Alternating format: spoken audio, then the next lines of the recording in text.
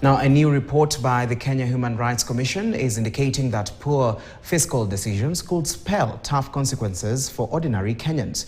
Speaking at the launch of the KHRC, Director Davis Malombe noted that 68% of all tax revenue is spent on public debt repayment and government salaries, leaving little for development. The report also claims that Kenya now operates two parallel economies, one that favors the wealthy and another where ordinary citizens shoulder high taxes on basic goods.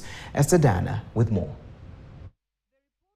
That more than half of the taxpayers' money goes into paying debts and government salaries, leaving less than a third of the budget for other sectors, including health, education, food security, water, sanitation, housing, and social protection. This structural crisis has seen interest on public debt substantially grow from just 18% to 25% in 4 years, putting a strain on money for essential services. Two very critical studies.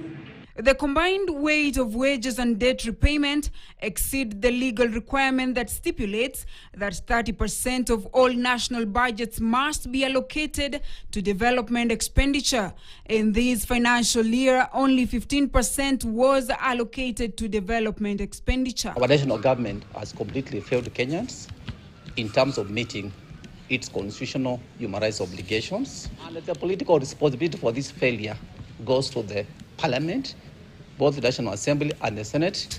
We have a wage bill of about 41.9%, and we also are repaying our debt at 68%. The organization says that poor financial choices by the state pose risky and painful consequences in the long run.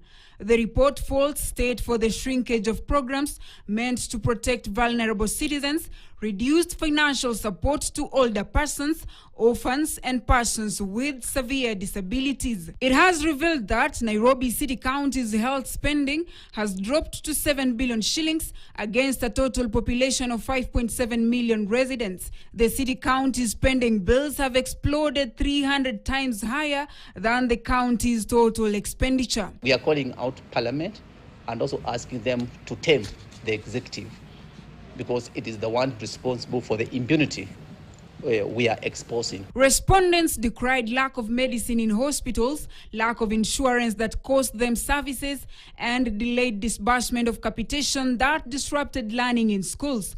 Youth reported job losses as businesses struggle under heavy taxation, while single mothers and families in informal settlements claimed to be completely abandoned. The findings indicated that parents were asked to pay school fees, which is against the principles of good governance. The land governance and land management in this country, which is very historical, continues to perpetuate a lot of injustices and inequalities. The report found that Kenya operates separate economic systems for the wealthy who enjoy access to land, political protection, and minimal taxation, and another for ordinary citizens who pay high taxes on basic goods and income while receiving fewer services.